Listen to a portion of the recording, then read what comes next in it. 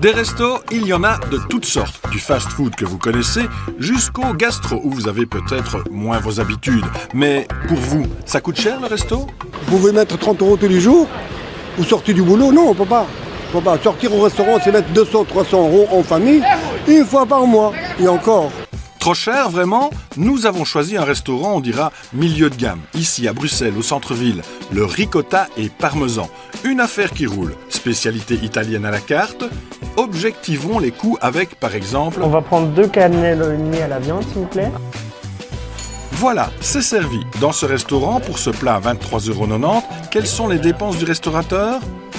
Le personnel, 9,08 €, les fournitures, 5,26 €, les frais fixes, loyer, gaz, électricité, etc., 4,30 € et les taxes, 3,82 €. Total des dépenses, 22,46 €.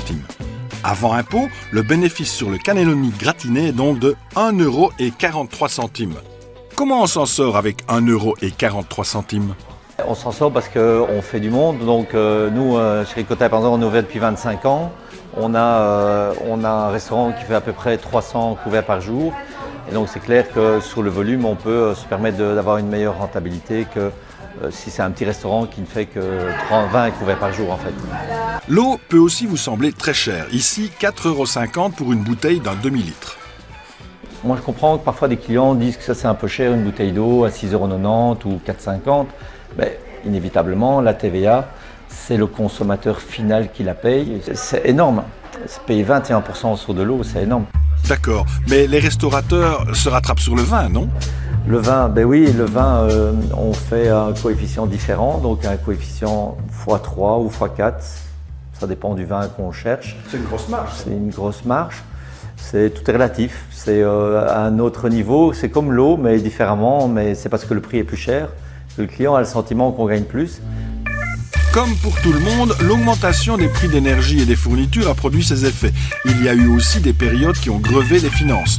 Durant la période Covid, les frais fixes ont fait des ravages. On a recommencé avec quasi rien en caisse. Et donc, il y en a qui payent encore aujourd'hui certains crédits qu'ils ont dû faire pendant la région. Nous, on a dû emprunter pour pouvoir survivre. Et donc, voilà, c'est un crédit qui se paye sur 5, 6, 7 ans. Pour s'en sortir, il y en a qui sont certainement tentés de faire du noir malgré la black box contrôlée par l'administration des finances. À partir du moment où on veut faire du noir, ben, tout le personnel veut être payé en noir. Est-ce que ça a encore un sens à notre époque? Moi, je trouve que ça n'a aucune rentabilité. Pour ça, il faut vraiment avoir un double système encore pour faire du noir aujourd'hui. Ou alors, c'est pas le cas ici, je vous le rassure. Quoi qu'il en soit, le client n'a pas toujours l'addition en tête. Le premier passage obligé, c'est le goût et la qualité. Bon appétit!